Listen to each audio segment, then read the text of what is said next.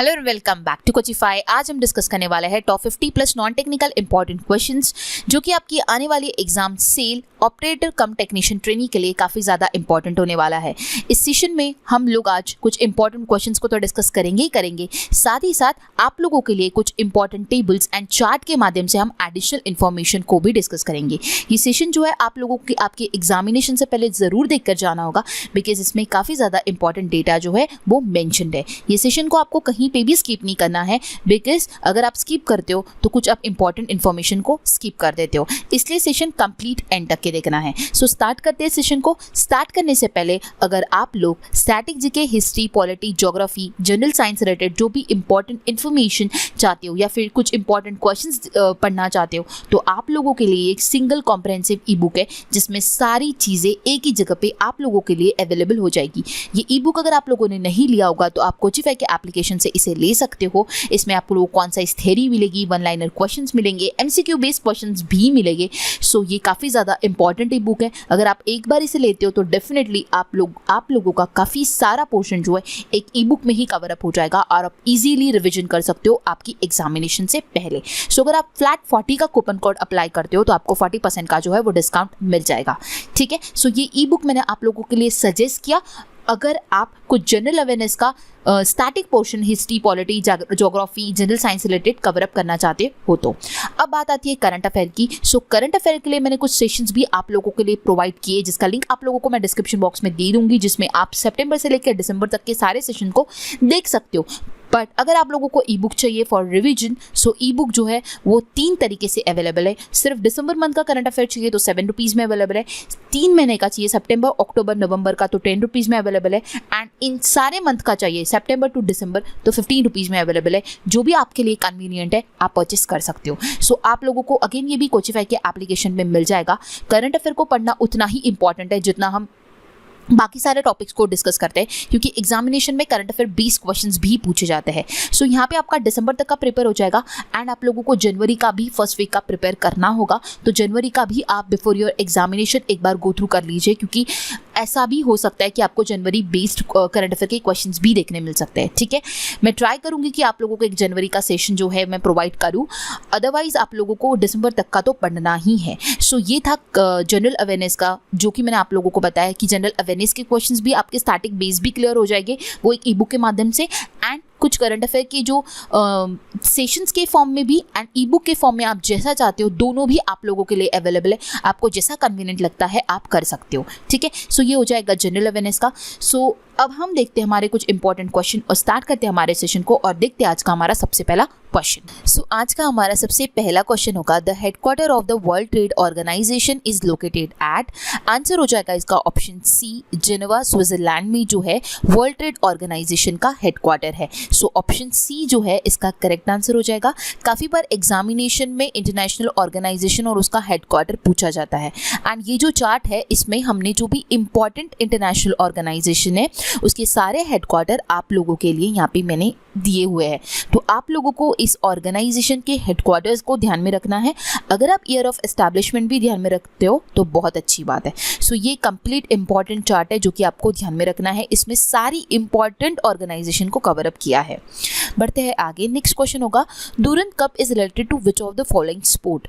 तो Durand Cup कौन से स्पोर्ट से रिलेट करता है ये हमें बताना है। आंसर हो जाएगा ऑप्शन सी, फुटबॉल। फुटबॉल जो है वो करेक्ट आंसर हो जाएगा। सो अगेन आप लोगों को इस टाइप का भी क्वेश्चन पूछा जाता है, कोई कप या फिर ट्रॉफी पूछी जाती है कि ये कौन से स्पोर्ट से बिलोंग करती है।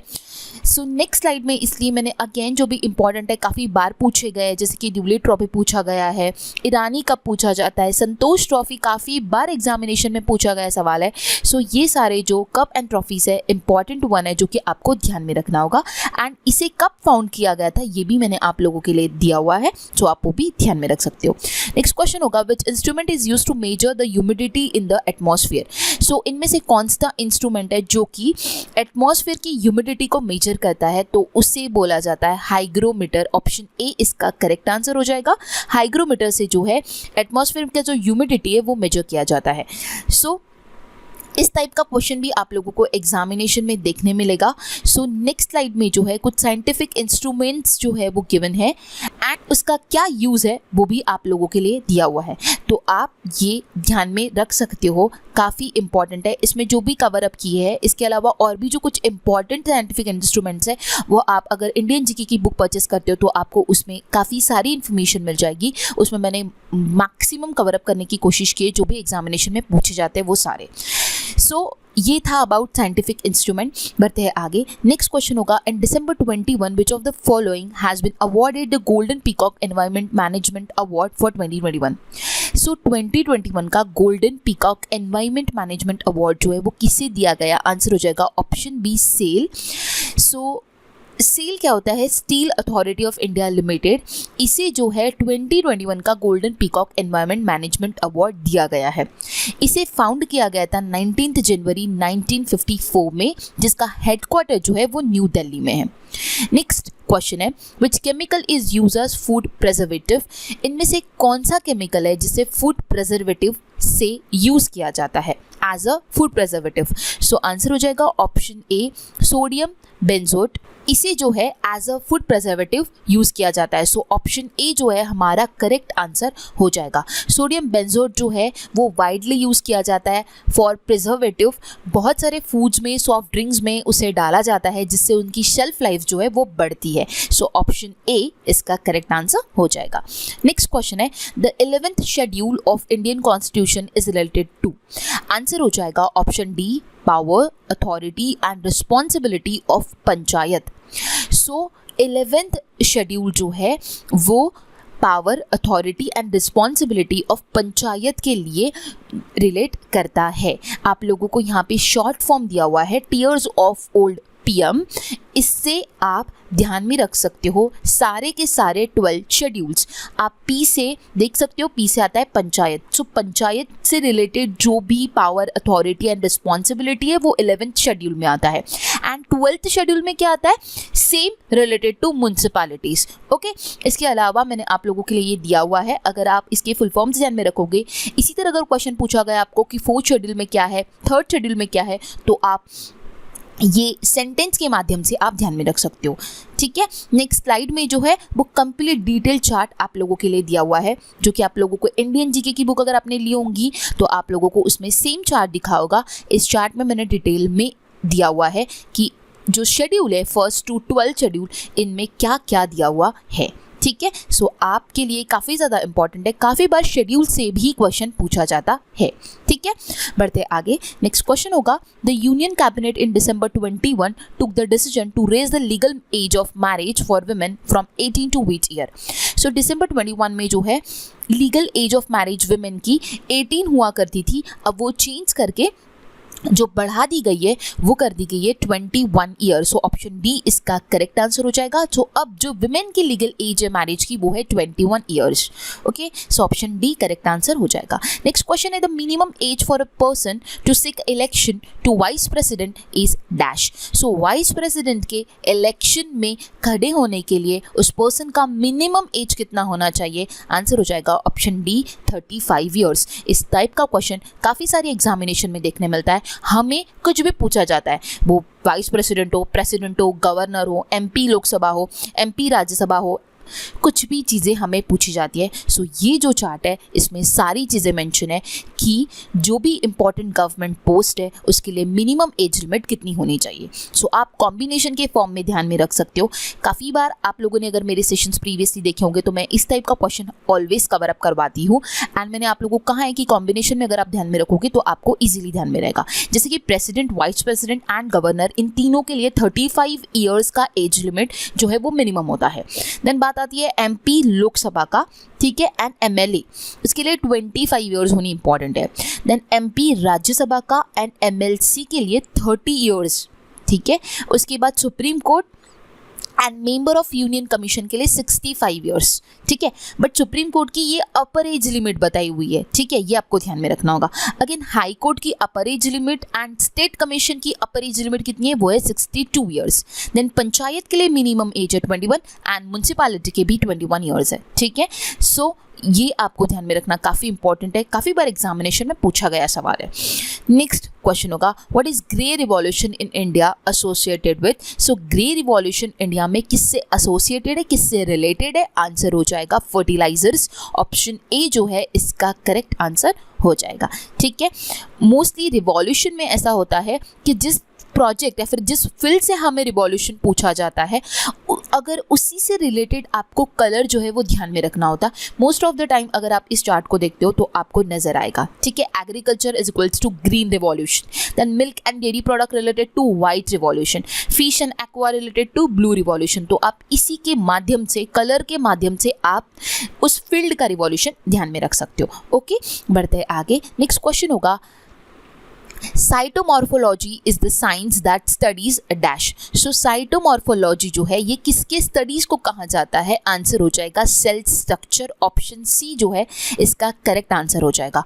ओलॉजी वाले क्वेश्चंस आप लोगों को एग्जामिनेशन में काफ़ी बार देखने मिलते हैं। ठीक है, इसीलिए मैंने ऑलमोस्ट सारी ओलॉजी जो है इंडियन जीके की बुक में आप लोगों के लिए दिया है। यहाँ पे मैंने कुछ स्लाइड्स जो है आप लोगों के लिए मेंशन किया है, बट अगर आप लोगों को ओलॉजी के अगर जितनी भी मैंने स्लाइड्स दी हुई है इंडियन जीके की बुक में, अगर आप एक बार गो थ्रू करते हो 2-3 बार, तो वो काफ़ी ज़्यादा इंपॉर्टेंट है। क्योंकि ओलॉजी के क्वेश्चंस आप अगर देखते हो प्रीवियस ईयर के पेपर्स, तो आप लोगों को डेफिनेटली देखने मिलेगा कि ओलॉजी के क्वेश्चंस जो है वो पूछे जाते हैं। सो यहाँ पे मैंने आप लोगों को पूछा कि साइटोमॉर्फोलॉजी ये किसकी स्टडीज़ को कहा जाता है? सेल स्ट्रक्चर की। इसी तरह नेक्स्ट 2 स्लाइड्स में मैंने मेंशन किया है कुछ ओलॉजीज जो कि आप ध्यान में रख सकते हो। ठीक है, बढ़ते हैं आगे।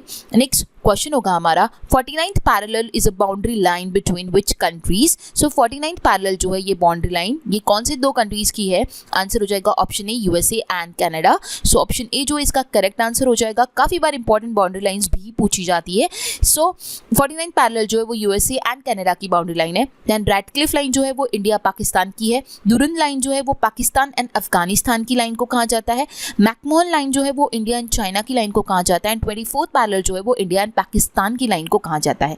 इसके अलावा अगेन कहना चाहूंगी और भी कुछ इंपॉर्टेंट बाउंड्री लाइंस है जो कि आपके इंडियन जीके की बुक में मेंशन्ड है। ओके, उसमें काफ़ी सारी इन्फॉर्मेशन बहुत डिटेल में दी गई है। अगर आप लोगों को इससे ज़्यादा कुछ चीज़ें पता करनी है तो आपको इंडियन जीके की बुक अगर आप एक बार देखते हो, लेते हो, उसे गो थ्रू करते हो, तो डेफिनेटली आपको पता चलेगा कि उसमें काफ़ी सारी चीज़ें मैंने कवर अप की है।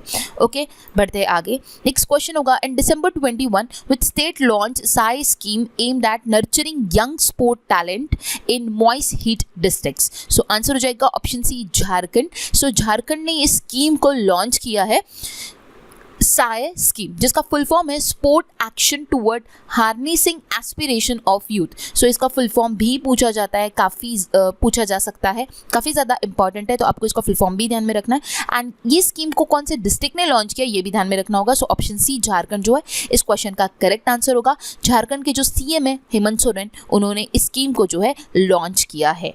ठीक है, ये सेम क्वेश्चन मैंने, अगर आप लोगों ने मेरा रिसेंट वीडियो देखा होगा करंट अफेयर्स का, जिसमें 100+ मैंने करंट अफेयर को कवर अप किया है, जिसमें मैंने दिसंबर मंथ के सारे करंट अफेयर को कवर किया है। सो ये काफ़ी ज़्यादा इंपॉर्टेंट वीडियो अगर आपने नहीं देखा होगा तो आप देख सकते हो। आप लोगों का एग्जामिनेशन जो है वो आने वाला है। सो आप लोगों को पिछले 4 महीने के तो भी एटलीस्ट करंट अफेयर प्रिपेयर रखने चाहिए। एंड दिसंबर मंथ आपके लिए बहुत क्रूशियल है। अगेन आप लोगों को एक वीक जो जनवरी का फर्स्ट वीक है वो भी आपको ध्यान में रखना काफ़ी ज़्यादा इंपॉर्टेंट है। तो जनवरी को तो आप देख ही लीजिए, बट उसके अलावा प्रीवियस और 4 मंथ के आपने करंट अफेयर प्रिपेयर करते हो तो बहुत अच्छी बात होगी। अगर आपने ये वीडियो नहीं देखा होगा तो आप जाकर देख सकते हो। एंड अगर प्रीवियस 4 मंथ के भी अगर आपको प्रिपेयर करना है तो सारे मंथ के जो है वो करंट अफेयर्स के वीडियो अवेलेबल है, वो सारे आप बिफोर योर एग्जामिनेशन एक बार देख लोगे तो बहुत ही बेटर होगा। ठीक है, जिसमें हमने काफ़ी सारे क्वेश्चंस को कवर अप किया है और जो भी इंपॉर्टेंट वन है वो सारे कवर अप है। ओके, सो बढ़ते हैं आगे। नेक्स्ट क्वेश्चन होगा when was the SIDBI established by the government of India. So SIDBI को गवर्नमेंट ऑफ इंडिया ने कब एस्टैब्लिश किया? आंसर हो जाएगा 1990 में। 2 अप्रैल 1990 को सीडबी को जो है एस्टैब्लिश किया गया, जिसका हेडक्वार्टर जो है वो लखनऊ में है। नेक्स्ट स्लाइड में जो है मैंने कुछ इंपॉर्टेंट ऑर्गेनाइजेशन है जिसके हेडक्वार्टर्स एंड जिसे कब फाउंड किया गया ये ईयर मैंने मेंशन किया है, क्योंकि काफ़ी बार एग्जामिनेशन में हेडक्वार्टर या फिर वो पर्टिकुलर ऑर्गेनाइजेशन कब आया ये पूछा जाता है। ठीक है, सो ये 2 स्लाइड्स में आप लोगों को जो भी इंपॉर्टेंट ऑर्गेनाइजेशन है, जैसे कि नाबार्ड भी काफ़ी बार पूछा जाता है, जिसका हेडक्वार्टर मुंबई में एंड 12 जुलाई 1982 को उसे एस्टैब्लिश किया गया था। सो अगेन आपको कहना चाहूँगी काफ़ी इंपॉर्टेंट है, तो आप एक बार गो थ्रू कर सकते हो। नेक्स्ट क्वेश्चन होगा Sattriya is a main classical dance form of which state? So Sattriya जो है वो किस स्टेट का क्लासिकल डांस फॉर्म है? आंसर हो जाएगा ऑप्शन डी, असम का है। So total 8 classical dance form है इंडिया के। भरतनाट्यम जो कि तमिलनाडु से बिलोंग करता है, कुचिपुड़ी आंध्र प्रदेश, कथकली केरला, मोहिनीअट्टम केरला, ओडिसी उड़ीसा, कथक उत्तर प्रदेश, मणिपुरी मणिपुर, सत्रिया आसाम। सो काफ़ी बार क्लासिकल डांस फॉर्म भी पूछे जाते हैं। सो आप लोगों को एटलीस्ट ये 8 क्लासिकल डांस फॉर्म जो है वो ध्यान में रखने होंगे। ओडिसी और मणिपुरी तो बहुत ही सिंपल है क्योंकि ओडिसी उड़ीसा से है, मणिपुरी मणिपुर से है, तो ये दो तो काफ़ी कम बार पूछने देखने मिलता है। हमें काफ़ी बार जो देखने मिलता है वो होता है कथक या फिर कुचिपुड़ी या फिर कथकली, भरतनाट्यम एंड सत्रिया, ये देखने मिलते हैं। तो आप ये सारे जो बचे हुए हैं वो ध्यान में रख सकते हो। ओके, बढ़ते आगे। नेक्स्ट क्वेश्चन होगा, deficiency of which of the following factor causes scurvy? इनमें से कौन से एलिमेंट की डेफिशिएंसी की वजह से हमें स्कर्वी ये डिसीज होता है? सो आंसर हो जाएगा option D, vitamin. So vitamin का जब डेफिशिएंसी हो जाता है तो स्कर्वी ये डिसीज होता है। सो ऑप्शन डी इसका करेक्ट आंसर हो जाएगा। ठीक है, ये जो साइड में एक चार्ट दिया हुआ है वहाँ पे ये मेंशन है कि विटामिन और मिनरल्स दिए हुए हैं एंड उनके डिफिशिएंसी की वजह से पर्टिकुलर कौन सा डिसीज होता है ये भी दिया हुआ है। सो हमें स्कर्वी ये पता चला कि वो विटामिन के डिफिशिएंसी की वजह से होता है, बट अगर इसको और डिटेल में अगर क्वेश्चन पूछा गया तो ये पूछा जा सकता है कि कौन से विटामिन, पर्टिकुलर विटामिन का नाम पूछा जा सकता है। इधर आपको ऑप्शंस में होगा, अगर उसके साइंटिफिक नेम दिए होंगे तो एस्कॉर्बिक एसिड कहा जाता है, एंड अगर विटामिन के बाइफर्गेशन किया होगा तो विटामिन सी के डेफिशिएंसी की वजह से स्कर्वी ये डिसीज होता है। ठीक है, सो साइंटिफिक नेम भी गिवन है एंड विटामिन का जो है vitamin A, vitamin B1, B2, ये सारी चीज़ें यहाँ पे मेंशन है। सो आप ये ध्यान में रख सकते हो। काफ़ी बार डेफिशिएंसी बेस्ड भी क्वेश्चन पूछे जाते हैं। ओके, नेक्स्ट क्वेश्चन होगा हमारा, what is a motive on new ₹10 note? तो 10 रुपए की नोट पे किसका मोटिव जो है वो है ये पूछा जा रहा है। सो आंसर हो जाएगा option A, sun temple Konark जो है इसका मोटिव है 10 रुपए के नोट पर। मोटिव पे भी क्वेश्चंस पूछे गए हैं और पूछे जा रहे हैं, इसलिए मैंने ये सेम क्वेश्चन आप लोगों के लिए लाया। सिंपल सा क्वेश्चन होता है, डेली लाइफ में हम ये सारे नोट्स को यूज़ करते हैं, बट स्टिल जब एग्जामिनेशन में क्वेश्चन पूछा जाता है तब हम कन्फ्यूज हो जाते हैं। इसीलिए मैंने आप लोगों को कहना चाहती हूँ कि आप जब भी आपके पास नोट होती है तो आप एक बार उसको अगर देखते हो तो आप डेफिनेटली ध्यान में रख सकते हो, बट स्टिल आप लोगों को ये चार्ट मैंने दिया हुआ है, आप इसे पढ़ सकते हो कि 10 रुपये पे जो है वो सन टेम्पल कोणार्क का मोटिव है। देन 20 रुपीज़ नोट पे जो है एलोरा केव्स का है। 50 पे हम्पी विद चैरियट। 100 रुपीज़ की नोट पे रानी की वाव का है। 200 रुपीज़ की नोट पे सांची स्तूपा का है। 500 रुपीज़ की नोट पे रेड फोर्ट बिल्डिंग है एंड 2000 रुपीज़ की नोट पे मंगलयान है। सो ये मोटिव जो है आपको ध्यान में रखना है, आपको इनमें से कोई भी पूछा जा सकता है। ठीक है, नेक्स्ट क्वेश्चन होगा, name of the first Indian to win Nobel prize is? पहले इंडियन कौन है जिन्होंने नोबेल प्राइज जीता है? वो है रविंद्रनाथ टैगोर। ऑप्शन ए इसका करेक्ट आंसर होगा। अब आपको ज़रूरी नहीं कि सेम क्वेश्चन ये पूछा जाएगा, आपको इसमें और अगर डेप्थ में पूछा गया तो आपको क्वेश्चन ये पूछा जाएगा कि उन्होंने कौन से फील्ड में इस प्राइज को जीता था? उन्होंने लिटरेचर में नोबेल प्राइज को जीता था। पहला नोबेल प्राइज जो है वो 1901 में दिया गया। ठीक है, एंड नोबेल प्राइज जो है वो 6 कैटेगरीज में दिया जाता है, फिजिक्स, केमिस्ट्री, फिजियोलॉजी और मेडिसिन, लिटरेचर। ठीक है, सो ये जो 3 कैटेगरी होती है इसको स्टॉकहोम स्वीडन में दिया जाता है एंड जो पीस प्राइज होता है उसे ओस्लो नॉर्वे में दिया जाता है। ठीक है, सो आपको ध्यान में रखना होगा कि लिटरेचर में जो है उनकी बुक गीतांजलि के लिए रविंद्रनाथ टैगोर को जो है नोबेल प्राइज दिया गया था। ओके, बढ़ते आगे। सो नेक्स्ट क्वेश्चन है हमारा, the venue for Commonwealth games held in 2022 is dash? Answer हो जाएगा ऑप्शन ए, बर्मिंघम, यूनाइटेड किंगडम में जो है कॉमनवेल्थ गेम्स इस साल के होने वाला है। सो ऑप्शन ए जो है इसका करेक्ट आंसर हो जाएगा। इसके अलावा ओलंपिक गेम्स जो है 2024 के नेक्स्ट पेरिस फ्रांस में होने वाला है। एशियन गेम्स जो है वो 2022 के हांगझाऊ चाइना में होने वाला है। Winter Olympics and youth Olympics आप देख सकते हो इस चार्ट में। सो ये अपकमिंग जो स्पोर्ट्स इवेंट्स है उसका मैंने चार्ट आप लोगों के लिए मेंशन किया हुआ है, और भी जो कुछ इंपॉर्टेंट स्पोर्ट्स इवेंट्स है जो कहाँ पर होने वाला है वो अगेन आप लोगों को इंडियन जीके की बुक में काफ़ी ज़्यादा डिटेल में मिल जाएंगे। ये स्लाइड में भी आप लोगों को मैंने फीफा के बारे में बताया कि फीफा का वर्ल्ड कप 2022 का इस साल का कतर में होने वाला है। देन वीमेंस का वर्ल्ड कप जो है वो नेक्स्ट ईयर ऑस्ट्रेलिया न्यूजीलैंड में होने वाला है। Under 20 mains world cup FIFA का 23 का इंडोनेशिया में होगा एंड अंडर 17 वर्ल्ड कप इस साल का विमेंस का जो है वो इंडिया में होने वाला है। ओके, बढ़ते आगे। नेक्स्ट क्वेश्चन होगा हमारा, the term scoop is related to which of the following game? Answer हो जाएगा हॉकी। काफ़ी बार ये टर्मिनोलॉजी पूछी जाती है स्पोर्ट्स से रिलेटेड। तो यहाँ पे अभी स्कूप पूछा गया है, जो स्कूप जो है वो हॉकी से रिलेट करता है। सो ऑप्शन बी जो है इसका करेक्ट आंसर हो जाएगा। इसके अलावा आपको कुछ भी पूछा जा सकता है। तो इस चार्ट में मैंने कुछ स्पोर्ट्स को जो है कवर अप किया हुआ है, एंड और भी जो डिटेल है आपको उस बुक में मिल जाएगा। नेक्स्ट क्वेश्चन है, what is the chemical name of bleaching powder? Answer हो जाएगा ऑप्शन ए, कैल्शियम हाइपोक्लोराइड जो है वो ब्लीचिंग पाउडर का केमिकल नेम है। सो काफ़ी बार जो है इस टाइप का भी क्वेश्चन पूछा जाता है। आप लोगों को लाफिंग गैस का क्वेश्चन काफ़ी एग्जामिनेशन में देखने मिला है। सो लाफिंग गैस का जो केमिकल नेम है वो है नाइट्रस ऑक्साइड, ठीक है। देन वॉशिंग सोडा भी पूछा जाता है, सोडियम कार्बोनेट, ठीक है। ब्लीचिंग पाउडर का जो अभी हमने देखा वो है कैल्शियम हाइपोक्लोराइड। ऑप्शन ए जो है इसका करेक्ट आंसर हो जाएगा। सो इसमें जो कुछ इंपॉर्टेंट वन है वो मैंने मैंशन किए हुए हैं, आप इस चार्ट के माध्यम से ध्यान में रख सकते हो, ठीक है। नेक्स्ट क्वेश्चन है हमारा, which country is set to host G20 summit in 2023? So 2023 का G20 समिट जो है वो कौन सी कंट्री होस्ट करेगा? आंसर है ऑप्शन बी, इंडिया होस्ट करने वाला है। एंड 24 का जो है वो ब्राज़ील होस्ट करेगा। एंड इंडिया में जो 23 का होस्ट करने वाला है वो 18th एडिशन है। एडिशन भी ध्यान में रखना काफ़ी इंपॉर्टेंट है। सो 18th एडिशन का G20 समिट 23 का इंडिया होस्ट करेगा। ऑप्शन बी करेक्ट आंसर हो जाएगा। नेक्स्ट क्वेश्चन है, Who was the chairman of the drafting committee of the Constitution of India? So drafting committee के चेयरमैन कौन है ये पूछा जा रहा है। सो इस क्वेश्चन में ये पूछा गया कि ड्राफ्टिंग कमेटी के चेयरमैन कौन थे। सो आंसर हो जाएगा option B, doctor BR Ambedkar जो थे वो ड्राफ्टिंग कमेटी के चेयरमैन थे। सो ऑप्शन बी इसका करेक्ट आंसर हो जाएगा। इसके अलावा जो भी इंपॉर्टेंट कमिटीज़ है जिसके चेयरमैन पूछे जा सकते हैं वो आपके लिए मेंशन्ड है। नेक्स्ट क्वेश्चन है, the chief election commissioner of India is appointed by the dash. So chief election commissioner of India को कौन अपॉइंट करता है? आंसर हो जाएगा प्रेसिडेंट। ऑप्शन सी इसका करेक्ट आंसर हो जाएगा। नेक्स्ट क्वेश्चन है, which of the following countries is not a member of SAARC countries? Answer हो जाएगा option C, Iran. So SAARC country का इनमें से कौन सा कंट्री जो है वो मेंबर नहीं है ये पूछा गया था। तो ईरान जो है वो मेंबर नहीं है। सो सार्क के कौन से कंट्रीज मेंबर है? अफगानिस्तान, बांग्लादेश, भूटान, इंडिया, नेपाल, मालदीव्स, पाकिस्तान एंड श्रीलंका, ये सारे सार्क कंट्रीज के जो है मेंबर है। एंड सार्क का जो हेडक्वार्टर है वो है काठमांडू, नेपाल में। सो ये काफ़ी बार पूछा जाता है इस टाइप का भी क्वेश्चन कि G7, G20, G4, बिम्स्टैक, ब्रिक्स और भी जो इम्पोर्टेंट कंट्रीज़ होती है उसके मेंबर्स पूछे जाते हैं। सो आपको ये इस चार्ट में जो भी इंपॉर्टेंट वन है वो मैंने मेंशन किया, जैसे G7 कंट्रीज़ के मेंबर्स, G20 के मेंबर्स, G4 के मेंबर्स, बिम्स्टैक के मेंबर एंड ब्रिक्स के मेंबर। एंड अगेन इनका हेडक्वार्टर भी पूछा जाता है तो वो भी मैंने आप लोगों के लिए मेंशन किया हुआ है। सो नेक्स्ट स्लाइड में हम कुछ डिस्कस करेंगे अबाउट मैथ्स। हम जनरल अवेयरनेस का तो डिस्कस कर ही रहे, जैसे कि मैंने आपको बताया कि करंट अफेयर्स के लिए मैंने आप लोगों को प्रोवाइड किया है। करंट अफेयर्स पिछले 4 महीने का आप लोगों को मिल गया है।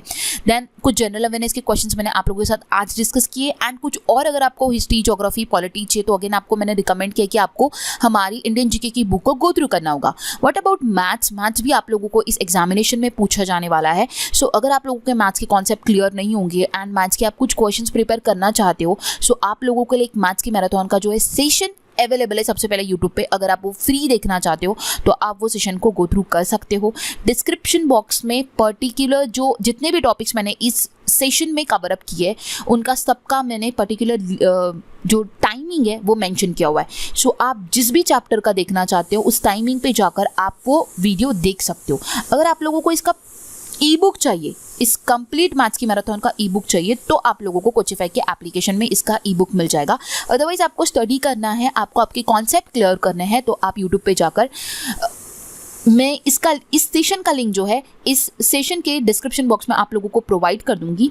आप अगर वो वीडियो के नीचे जाते हो तो आप लोगों को जो भी चैप्टर पढ़ना होगा, जिस भी चैप्टर में आप लोगों को डाउट होगा उस चैप्टर के बेसिस पे आपको क्वेश्चंस भी मिल जाएंगे, शॉर्ट ट्रिक्स एंड आपके कॉन्सेप्ट भी क्लियर होंगे।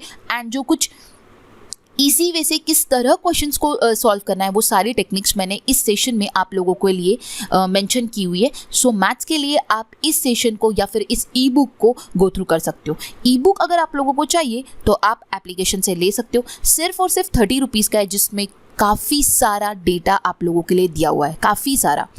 अगर आप लोगों को मैथ्स नहीं आता है, आने वाली एग्जामिनेशन के लिए आप मैथ्स को स्ट्रॉन्ग बनाना चाहते हो, सो एकदम बेसिक से पढ़ाया हुआ है और काफ़ी सारी शॉर्ट ट्रिक्स को, काफ़ी सारे इम्पॉर्टेंट क्वेश्चंस को जो बेसिक क्वेश्चंस को किस तरह टैकल करना है, किस तरह आप लोगों को ये सारे टॉपिक्स को अपनाना है। कोई कोई लोगों को कुछ कुछ टॉपिक्स नहीं आते हैं, बट अगर आप ये वीडियो देखते हो तो डेफिनेटली आप लोगों को सारे टॉपिक्स आप लोगों को समझ आ जाएगा कि पर्टिकुलर टॉपिक्स में जो है किस टाइप के क्वेश्चंस पूछे जाते हैं, कैसे कैसे क्वेश्चंस होते हैं, किस तरह हमें क्वेश्चन को समझना है। वो सारी चीज़ें मैंने इस सेशन में सारे फॉर्मूला सारे ट्रिक्स के साथ एक्सप्लेन किया हुआ है। सो आप सेशन भी गो थ्रू कर सकते हो। अगर आप लोगों ने सेशन देखा होगा, आप लोगों को कुछ क्वेश्चंस चाहिए होंगे प्रैक्टिस के लिए, तो आप ये जो मैराथन का ई बुक है वो एप्लीकेशन से ले सकते हो। सो अब हम आगे बढ़ते हैं, देखते हैं next question. Swachh Bharat mission was started on dash. So Swachh Bharat mission जो है वो कब स्टार्ट हुआ? ऑप्शन बी 2 अक्टूबर 2014 को जो है स्वच्छ भारत मिशन को जो है लाया गया। सो ऑप्शन बी इसका करेक्ट आंसर हो जाएगा। सो इंडिया की कुछ डिफरेंट स्कीम्स है, इंपॉर्टेंट स्कीम जो कि प्रीवियस वाली पूछी जाती है 14-15 वाली।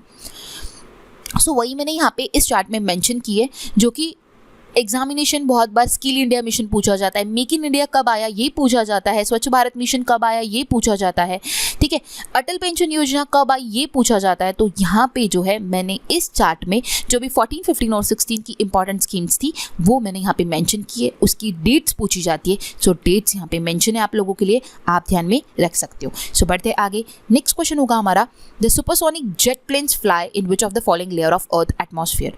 सो अर्थ की एटमॉस्फेरिक लेयर्स होती है, ये आप लोगों को पता होगा। सो यहाँ पे ये पूछा जा रहा है कि जेट प्लेन्स जो है वो कौन सी लेयर पे फ्लाई करता है। सो आंसर हो जाएगा ऑप्शन सी स्ट्रैटोस्फीयर। अगर आप इस इमेज को अच्छे से देखते हो, सो हमारा जो एरोप्लेन होता है वो ट्रोपोस्फीयर से जाता है, लेकिन जेट प्लेन्स जो है वो स्ट्रैटोस्फीयर से जाता है। ओके, सो ऑप्शन सी इसका करेक्ट आंसर हो जाएगा। अगर आप लोगों को इस लेयर का सीक्वेंस ध्यान में रखना है तो आपको एक लाइन ध्यान में रखनी होगी, trust me in the exam. कैसे कि ट्रस्ट में आप देख सकते हो TR जो है वो स्टैंड करता है ट्रोपोस्फियर एंड ST जो स्टैंड करता है वो है stratosphere. Okay, so first layer is tropo and second is strato. Then third layer की बात आती है तो मी से होता है मेसोस्फियर। ओके, इन द में आता है TH, द से आ जाएगा आपका लेयर थर्मोस्फियर एंड एग्जाम से आ जाएगा एक्सोस्फियर EX। ओके, सो आप इससे जो लेयर का सीक्वेंस है वो ध्यान में रख सकते हो। आप लोगों को कभी कभार एग्जामिनेशन में ये भी पूछा जाता है कि थर्ड लेयर ऑफ एटमॉस्फेयर कौन सी है, ठीक है। सो आप लोग इस सेंटेंस के माध्यम से ध्यान में रख सकते हो, trust me in the exam.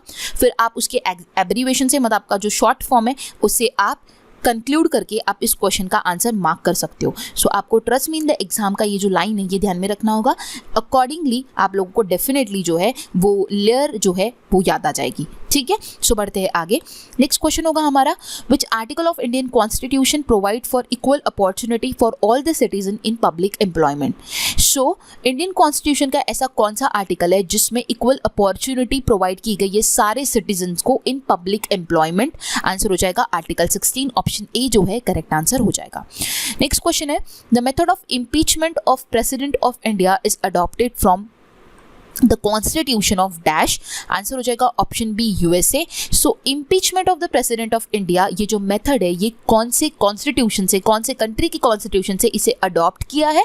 सो वो USA से लिया है मैंने, ऑप्शन बी इसका करेक्ट आंसर हो जाएगा। अब जो नेक्स्ट 2 स्लाइड्स है इसमें मैंने जो भी हमने इंडियन कॉन्स्टिट्यूशन के फीचर्स है जो बोरो किए हमने अदर कंट्रीज में, वो मैंने यहाँ पे मेंशन किए। सो काफ़ी बार इम्पीचमेंट वाला ही पूछा जाता है, इसलिए मैंने वो क्वेश्चन फॉर्म में आप लोगों के लिए दिया। लेकिन आप अगर एडिशनल चीज़ें पता करना चाहते हो कुछ, तो आप लोगों को ये 2 चार्ट में मेंशन्ड है कि हमने जो कॉन्स्टिट्यूशन के कुछ फीचर्स है वो हमने कौन से कंट्री से बोरो किए। ओके, बढ़ते हैं आगे, नेक्स्ट क्वेश्चन है, education was made a fundamental right under which of the following amendment. So education को फंडामेंटल राइट कौन से अमेंडमेंट में दिया गया था? आंसर हो जाएगा ऑप्शन ए 86th अमेंडमेंट 2002 में जो है एजुकेशन को फंडामेंटल राइट दिया गया। सो ऑप्शन ए इसका करेक्ट आंसर हो जाएगा। नेक्स्ट क्वेश्चन है, which of the following is not a fundamental right. इनमें से कौन सा जो है वो फंडामेंटल राइट नहीं है? सो ऑप्शन डी इसका करेक्ट आंसर होगा। राइट टू प्रॉपर्टी ये फंडामेंटल राइट नहीं है। सो टोटल 6 फंडामेंटल राइट है हमारे इंडियन कॉन्स्टिट्यूशन में, right to equality, right to freedom, right against exploitation, right to freedom of religion, cultural and educational right, right to constitutional remedies. ठीक है, वो कौन से आर्टिकल में आता है ये भी मैंने मेंशन किया हुआ है। सो ये टोटल 6 फंडामेंटल राइट है, इसमें से राइट टू प्रॉपर्टी ये कोई फंडामेंटल राइट नहीं है, इसलिए वही इस क्वेश्चन का करेक्ट आंसर हो जाएगा option D. So next question है हमारा, the upper house of the state legislature in India is called dash. So upper house of the state legislature को क्या कहा जाता है? आंसर है लेजिस्लेटिव काउंसिल, ठीक है, ऑप्शन ए जो है इसका करेक्ट आंसर हो जाएगा। एंड लोअर हाउस को जो कहा जाता है वो होता है लेजिस्लेटिव असेंबली, ठीक है। सो ऑप्शन ए यहाँ पे करेक्ट आंसर हो जाएगा। द लेजिस्लेटिव काउंसिल मतलब होता है विधान परिषद, शासन मंडली, जिसे है अपर हाउस बोला जाता है, ठीक है। और लोअर हाउस जो है वो स्टेट असेंबली को कहा जाता है, विधान सभा को कहा जाता है। ओके, सो हमारे यहाँ पे जो है लेजिस्लेटिव काउंसिल जो है वो 6 स्टेट्स में है out of 28 state. Andhra Pradesh, Karnataka, Telangana, Maharashtra, Bihar and Uttar Pradesh, in states में जो है वो लेजिस्लेटिव काउंसिल है, मतलब कि विधान परिषद है। ओके, सो ऑप्शन ए इसका करेक्ट आंसर हो जाएगा। नेक्स्ट क्वेश्चन है, the election commission is establish under which article. Election commission जो है वो कौन से आर्टिकल में एस्टैब्लिश हुआ? आंसर हो जाएगा आर्टिकल 324 में एस्टैब्लिश हुआ इलेक्शन कमीशन, ऑप्शन सी इस क्वेश्चन का करेक्ट आंसर होगा। नेक्स्ट क्वेश्चन है, sound can not travel through. Sound जो है वो किसके थ्रू ट्रैवल नहीं कर सकता है? सो वो वैक्यूम के थ्रू ट्रैवल नहीं कर सकता है, ऑप्शन सी जो है इसका करेक्ट आंसर होगा। नेक्स्ट क्वेश्चन है, Mahatma Gandhi launch the quit India movement for freedom from the British in the year dash. So Mahatma Gandhi ji ने जो है वो लॉन्च किया था क्विट इंडिया मूवमेंट को। सो वो कौन से साल में उन्होंने उसे लॉन्च किया था फ्रीडम के लिए फ्रॉम द ब्रिटिश? आंसर हो जाएगा ऑप्शन सी 1942 में। ओके, नेक्स्ट क्वेश्चन होगा, which Indian nationalist movement is also called August movement. इनमें से कौन सा नेशनलिस्ट मूवमेंट है जिसे ऑगस्ट मूवमेंट भी कहा जाता था? तो वो है क्विट इंडिया मूवमेंट को ही ऑगस्ट मूवमेंट कहा गया था, ऑप्शन डी इसका करेक्ट आंसर हो जाएगा। The famous quit India movement is also known as August movement. It was launch by Mahatma Gandhi on 8 August 1942 at Gowalia Tank Maidan, Bombay. Okay, next question होगा, in which of the following forms are carbohydrate store in a body. So अपने body में carbohydrate जो है वो कौन से form में store होता है? तो आंसर हो जाएगा option D, option C glycogen. यहाँ पे डी दिया हुआ है but correct answer is C. So glycogen जो है इसका करेक्ट आंसर हो जाएगा। ग्लाइकोजन की फॉर्म में कार्बोहाइड्रेट जो है हमारे बॉडी में स्टोर होता है। नेक्स्ट क्वेश्चन है, which of the following is also known as calciferol. इनमें से किसको जो है कैल्सीफेरॉल कहा जाता है? सो आंसर हो जाएगा option A vitamin D. Vitamin D को जो है कैल्सीफेरॉल कहा जाता है, ये साइंटिफिक नेम है विटामिन डी का। इसके अलावा आप देख सकते हो विटामिन ए को रेटिनॉल कहा जाता है, B1 को थाइमिन कहा जाता है, B2 को राइबोफ्लेविन कहा जाता है एंड सो ऑन। ये लिस्ट आप ध्यान में रख सकते हो। सो कैल्सीफेरॉल जो है वो विटामिन डी को कहा जाता है। नेक्स्ट क्वेश्चन है, in which of the following places is a steel plant under SAIL located. Answer हो जाएगा option D Bhilai. So steel plant जो है अंडर सेल कहाँ पे लोकेटेड है ये पूछा जा रहा है, कौन सी प्लेस पर है ये पूछा जा रहा है। इन ऑप्शंस में से आंसर हो जाएगा ऑप्शन डी भिलाई। भिलाई में है स्टील प्लांट। सो अब हम कुछ सेल के बारे में देखते हैं। सेल होता है Steel Authority of India limited, जो कि एस्टैब्लिश हुआ था 1954 में, जिसका हेडक्वार्टर न्यू दिल्ली में। करंट चेयरमैन जो है वो है सोमा मंडल। ये आता है मिनिस्ट्री ऑफ स्टील के अंडर में। करंटली 5 सेल के जो प्लांट्स हैं वो ऑपरेटिव प्लांट्स हैं, जो कि है भिलाई, बोकारो, बर्नपुर, दुर्गापुर एंड राउरकेला में। And it also operate 3 special steel plants, जो कि दुर्गापुर में है, सलेम में है एंड भद्रावती में है। ठीक है, सो ये आप ध्यान में रख सकते हो। कुछ एडिशनल इन्फॉर्मेशन है कि सेल के ऑपरेटिव 5 प्लांट जो है वो कहाँ पर है, Bhilai, Bokaro, Burnpur, Durgapur and Rourkela. Next question है, the Ramon Magsaysay award was establish in the year dash. So Ramon Magsaysay award जो है वो कौन से साल एस्टैब्लिश किया गया? आंसर हो जाएगा ऑप्शन सी 1957 में जो है इसे एस्टैब्लिश किया गया। इसे एशिया का नोबेल प्राइज़ भी कहा जाता है। ये अवार्ड 1957 में जो है पहली बार एस्टैब्लिश हुआ। विनोबा भावे जो थे वो पहले थे जिन्होंने रमन मगासेसे अवार्ड जो है वो जीता है इन 1958 फॉर कम्युनिटी लीडरशिप। एंड 2019 में रवीश कुमार जो है उन्होंने जर्नलिज्म के लिए ये सेम अवार्ड हासिल किया है। नेक्स्ट क्वेश्चन है हमारा, which dam is built on the Narmada river. So इनमें से कौन सा डैम है जो कि नर्मदा रिवर के ऊपर बनाया गया है? आंसर हो जाएगा ऑप्शन सी, सरदार सरोवर डैम जो है वो नर्मदा रिवर के ऊपर बनाया गया है। ठीक है, सो ऑप्शन सी इसका करेक्ट आंसर हो जाएगा। इसके अलावा आप इस चार्ट में देख सकते हो कुछ इंपॉर्टेंट डैम्स है जो कि कौन से रिवर के ऊपर बनाया हुआ है वो मेंशन्ड है। सो बढ़ते हैं आगे, हमारा नेक्स्ट क्वेश्चन होगा, विच of the following river is not a tributary of Krishna. इनमें से कौन सी जो है रिवर जो कि ट्रिब्यूटरी नहीं है कृष्णा रिवर की, वो है बेटवा। ऑप्शन बी इसका करेक्ट आंसर हो जाएगा। बेटवा जो है वो कृष्णा की ट्रिब्यूटरी नहीं है, सो ऑप्शन बी जो है इसका करेक्ट आंसर हो जाएगा। नेक्स्ट क्वेश्चन है, which of the following is known to help in the absorption of calcium. इनमें से कौन सा विटामिन जो है जो कि हेल्प करता है कैल्शियम को एब्जॉर्ब करने के लिए, तो वो है विटामिन डी। ऑप्शन ए इसका करेक्ट आंसर हो जाएगा। नेक्स्ट क्वेश्चन है, which of the following combination of nuclear power plant and state is wrong. So nuclear power plant का और जो कि रिलेट करता है उसके पर्टिकुलर स्टेट के साथ, इनमें से कौन सा ऑप्शन जो है वो रॉन्ग है, ये पूछा जा रहा है। सो सबसे पहले बात आती है कल्पकम जो कि कर्नाटका में है, यही गलत ऑप्शन है क्योंकि कल्पकम जो है वो चेन्नई तमिलनाडु में है। इसके अलावा जो काकरापार गुजरात से बिलोंग करता है, यस ये करेक्ट है। कुंदनकुलम जो है जो तमिलनाडु से बिलोंग करता है, ये भी करेक्ट है। एंड कैगा उत्तर प्रदेश से बिलोंग करता है, ये भी करेक्ट है। तो कल्पकम जो न्यूक्लियर पावर प्लांट है वो चेन्नई तमिलनाडु में लोकेटेड है, इसलिए ऑप्शन ए जो है इसका करेक्ट आंसर हो जाएगा। नेक्स्ट क्वेश्चन है, Who among the following is considered as a father of Indian space program? Answer हो जाएगा ऑप्शन बी, विक्रम साराभाई जो है वो फादर कंसिडर किए जाते हैं इंडियन स्पेस प्रोग्राम के। ठीक है, सो ऑप्शन बी इसका करेक्ट आंसर होगा। नेक्स्ट क्वेश्चन है, on which day the design of national flag of India was adopted. Answer हो जाएगा ऑप्शन ए, 22 जुलाई 1947 में जो है नेशनल फ्लैग के डिजाइन को जो है वो अडॉप्ट किया गया था, तो ऑप्शन ए इसका करेक्ट आंसर होगा।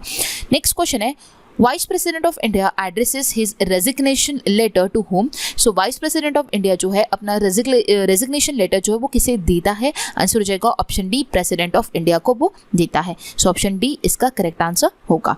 नेक्स्ट स्लाइड में कुछ इंपॉर्टेंट वन लाइनर क्वेश्चन है जो कि हम डिस्कस करेंगे। सबसे पहला क्वेश्चन है, नॉन कोऑपरेशन मूवमेंट जो है वो कब स्टार्ट किया गया? 1920 में वो स्टार्ट हुआ।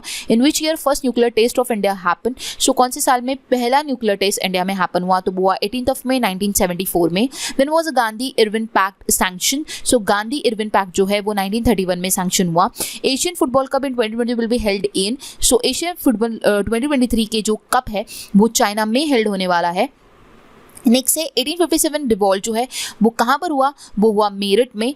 नेक्स्ट है गांधी सागर डैम जो है वो कहाँ पर लोकेटेड है? सो वो मध्य प्रदेश चंबाल में लोकेटेड है। Name of the longest road tunnel, सबसे लॉन्गेस्ट रोड टनल का नाम क्या है? तो श्यामा प्रसाद टनल जो है वो लॉन्गेस्ट रोड टनल है। प्रधानमंत्री सुरक्षा बीमा योजना लॉन्च्ड ऑन, सो वो लॉन्च हुआ 2015 में। एनवायरमेंट डे कब सेलिब्रेट किया जाता है? तो 5 जून को सेलिब्रेट किया जाता है। Nobel prize is given in how many field, किसने फील्ड में नोबेल प्राइज को दिया जाता है? तो वो है 6। Battle of Buxar held in which year? Answer हो जाएगा 1764 में जो है वो बैटल ऑफ बक्सर हुआ था। झोला पास इन विच स्टेट, झोला पास जो है वो कहाँ पर है? वो है लद्दाख में। वो डिस्कवर न्यूक्लियस, न्यूक्लियस को किसने डिस्कवर किया? तो आंसर हो जाएगा Robert Brown. And in which amendment fundamental duties are added. So कौन से अमेंडमेंट में फंडामेंटल ड्यूटीज को जो है ऐड किया गया? तो वो है 42nd। सो ये कुछ इंपॉर्टेंट क्वेश्चन है जो एग्जामिनेशन में पूछे गए सवाल है जो कि मैंने आप लोगों के साथ डिस्कस किए। सो ये था आज का हमारा सेशन जिसमें हमने इंपॉर्टेंट जनरल अवेयरनेस के क्वेश्चन को डिस्कस किया एंड कुछ वन लाइनर क्वेश्चन को डिस्कस किया। आई होप आपको ये सेशन समझ आया होगा, पसंद आया होगा। इसके लिए आप लोगों को एक और रिकमेंड करना चाहूँगी कि अगर आप लोगों को रीजनिंग के लिए अगर कोई सेशन चाहिए होगा तो रीजनिंग के लिए मैंने कुछ 1 या 2 सेशंस जो है वो प्रोवाइड किए यूपीपीसीएल के एग्जामिनेशन के लिए। सो उसका जो लिंक है वो सेशंस का मैंने आपको लोगों को डिस्क्रिप्शन बॉक्स में प्रोवाइड कर दूंगी, जिसमें आप सारे टाइप्स के जो रीजनिंग के क्वेश्चंस जो है एग्जामिनेशन में पूछे जाते हैं आपको वो सेशन में देखने मिल जाएंगे। तो आप लोगों को अगर रीजनिंग का प्रैक्टिस करना होगा, रीजनिंग के कुछ क्वेश्चंस को समझना होगा, कुछ टॉपिक के क्वेश्चंस को गो थ्रू करना होगा, तो आपको ये सेशंस को जो है वो फॉलो करना होगा, जिसका लिंक आप लोगों को मैं डिस्क्रिप्शन बॉक्स में देती हूँ। रीजनिंग का सेशन का भी, मैथ्स का भी मैं आप लोगों को देती हूँ एंड जो करंट अफेयर के सेशन है एंड कुछ जनरल अवेयरनेस के सेशन जो इंपॉर्टेंट है आपके आने वाले एग्जामिनेशन के लिए, उसके सारे लिंक्स आपको डिस्क्रिप्शन बॉक्स में मिल जाएंगे। सो आप जितने भी सेशंस आप लोगों को मैं सजेस्ट कर रही हूँ, अगर आप वो गो थ्रू करती हो तो काफ़ी ज़्यादा अच्छा होगा आप लोगों की आने वाली एग्जामिनेशन के लिए। सो अगर आप लोगों को आज का वीडियो पसंद आया होगा तो वीडियो को लाइक कीजिए, अपने ज़्यादा फ्रेंड्स के साथ शेयर कीजिए, चैनल को सब्सक्राइब कीजिए। So guys, thanks for watching and have a nice day.